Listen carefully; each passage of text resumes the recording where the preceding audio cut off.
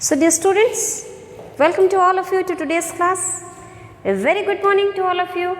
Today in this class we are going to read the chapter My Mother. In the previous class I had told you half of this chapter and today we are going to complete it. Okay. But before starting the class, let's do Brahmanad.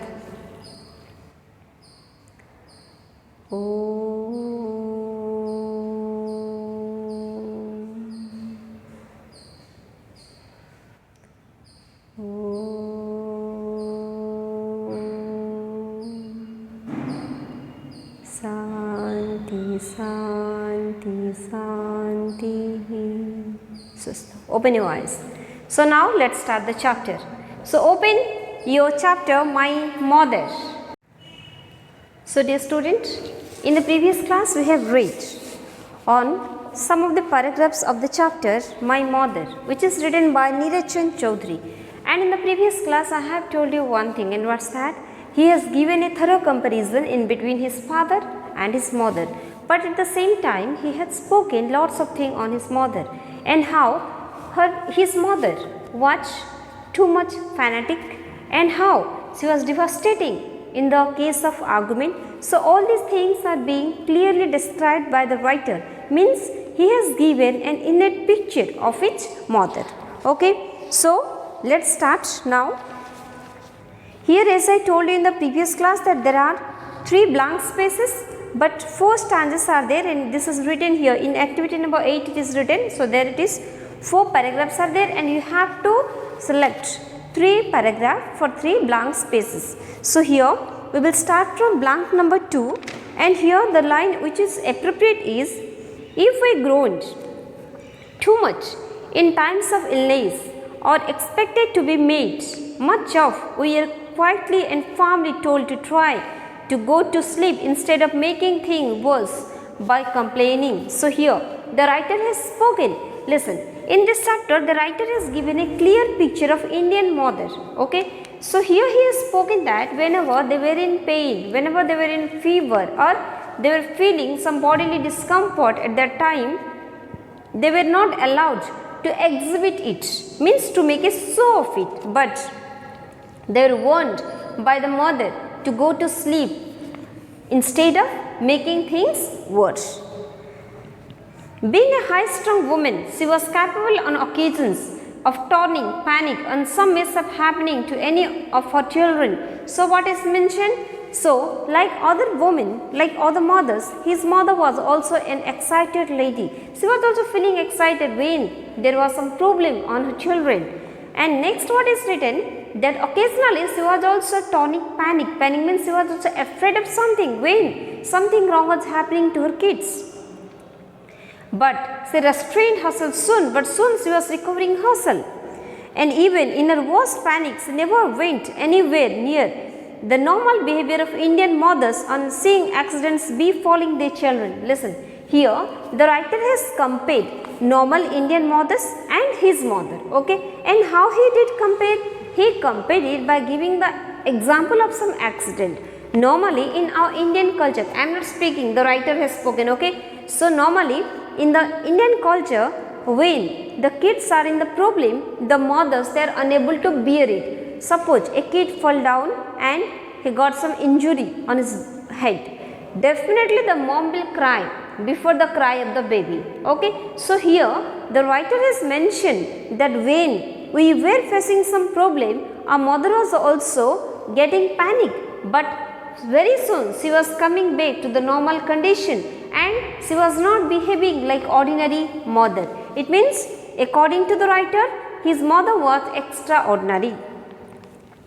For example, and one example is also being given, if a 1-year-old baby fell down from a height of say 2 feet, the first thing its mother would do would be to give out a hideous scream and begin to knock her head on the floor by way of mourning. Knock her head on the floor means to bang the head against the floor, okay, or against the wall. So, here what is mentioned, when in India a 1-year-old baby fall down, the first thing the mother would do, they will knock their head, they will cry just beyond your imagination, and they will show as if the child is no more, the child died and there is no need to go near the child. This is the normal behavior of Indian mother.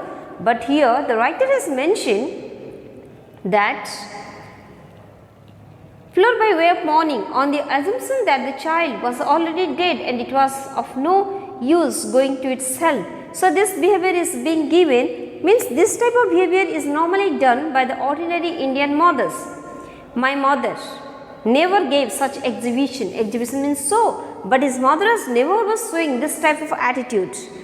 On the other hand, if we frighten her by giving a scream disproportionate to her injury, the chances were that we should be getting some additional suffering to reduce the disproportion. Okay, but the writer has mentioned what was the mother doing if they are crying, which was not appropriate to the injury. Suppose the injury was this much, they are crying this much, and what the mom was doing, she was giving some extra burden or extra pain so that there will be a match in between the cry, in between the pain. Understood? Means the mother was not at all tolerating any stupidity and she was not at all tolerating any exhibition among her kids.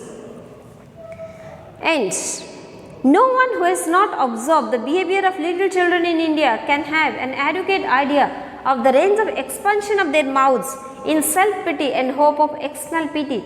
So this is a normal thing you must have seen if you have some younger brothers or sisters.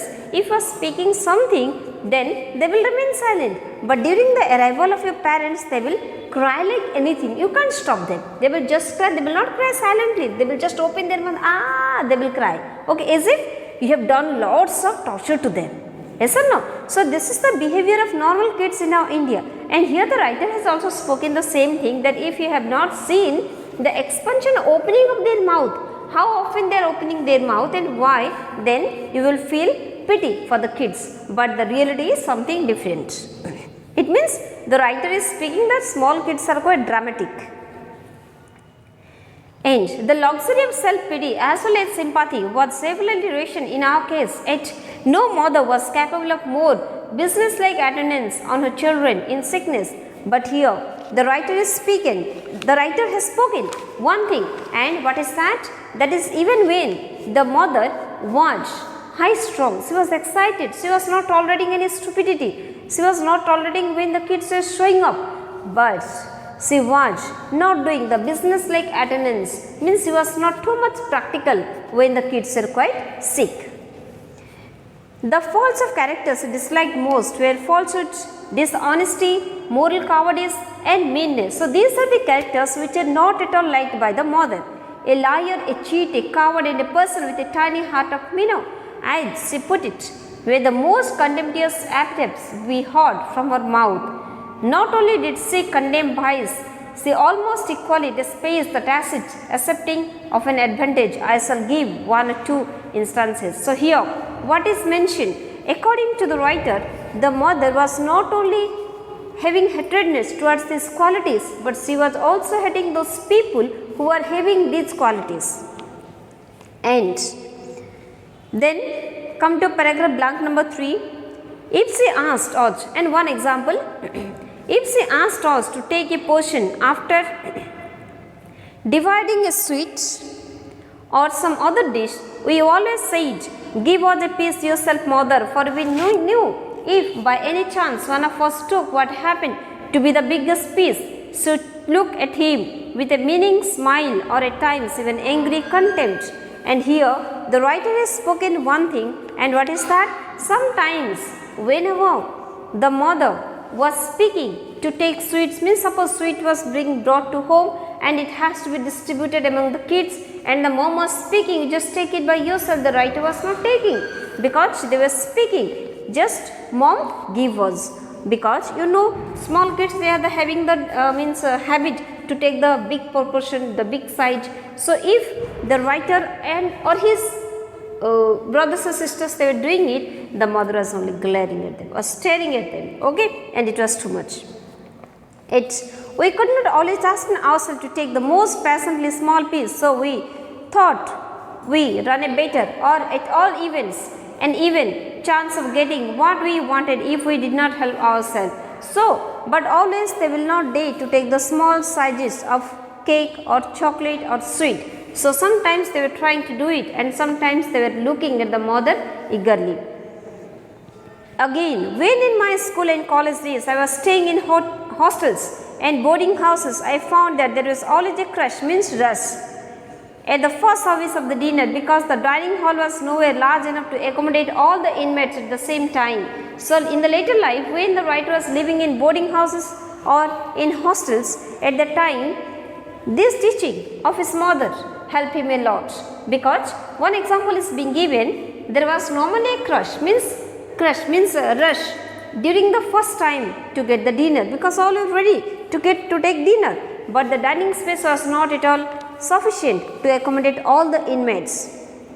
And so, in this situation, many persons discreetly took care to be not very far from the dining room door without outwardly seeming to care about the dinner. So many kids, what were they doing? They were just remaining on the first floor in order to go to the dining hall as soon as possible, but they were showing as if they don't bother about the dinner. They were just there for the sake of to stand there, but in reality they were there to stand and to take the dinner as soon as possible. I am putting the position at its most decorous, for once I stayed at a hostel in which the boarders who lived on the second floor came down the stairs in a stealthy silence, in a complete silence. So here it is mentioned once the writer did live in a hostel. So he noticed that the boarders, means the students who were living in the second floor, they came silently to the first floor, so that the second floor students, they will not have any idea on their arrival, and they also came down without making any noise, carrying their shoes in hand for fear of warming the first floor boarders of their descent towards the dining room. And what are they doing? They were coming down, but at the same time they are holding their shoes in their hand, so that while walking no sound will be created, no boot sound will be audible, and the first floor student, they will not have the idea that the second floor students, they are going towards the dining hall. Notes: to speak of the second time of management, my mother would have despised us if we had resorted even to the first. And forget about the look. Two types are being mentioned. The first type was, in the first type, the second floor students were remaining near the first floor or nearer than the dining hall, but they were showing off as if they don't bother about all these things. They were not bothering about the dinner, but they were there for the dinner only. This was the first type of student. And the second type of students, what were they doing? They were coming down towards the dining room by holding their shoes, so that the first floor students, the first floor boarders, they will not have any idea on it. So, the writer has mentioned either it is the first one or the second one. His mother doesn't write all these things. Not to speak of the second time of management, my mother would have despised us if we had resorted even to the first. So, neither the first one nor the second one. His mother will never ever forgive them, okay, for this type of work. Her teaching saved me not only from manipulating my turn at dinners, but also from pressing my claims in other works. So, due to the teaching of the mother, the writer has mentioned that he was never ever using people, means he was never ever manipulating his own work, means he was trying to take advantage over others, okay, he was never ever doing it. I have always assumed that it is not for me to lay down my turn, and most of the time the writer was speaking that why should he ask for his turn? Why should he be there to speak? I am there, just give me. No, the writer was not doing all these things, because these things are not taught by the writer's mother. If I wait for it, there will certainly be the innate justice of society to offer me mine. And what was the motto of the writer? He has spoken that if I wait for my turn, then definitely I will get whatever is there in my destiny. Understood it? It means the writer was taught by the mother not to use anyone, not to take advantage over others. But if there is justice, there is something that we can do, that is, we can definitely get whatever is there for us in our destiny, and definitely we are going to get our own rights. Understood? With this chapter, My Mother, which is written by Neeruchand Chaudhary, is over. In the next class, we are going to read another chapter. Okay? So, till that time, thank you. Have a nice time. God bless you all.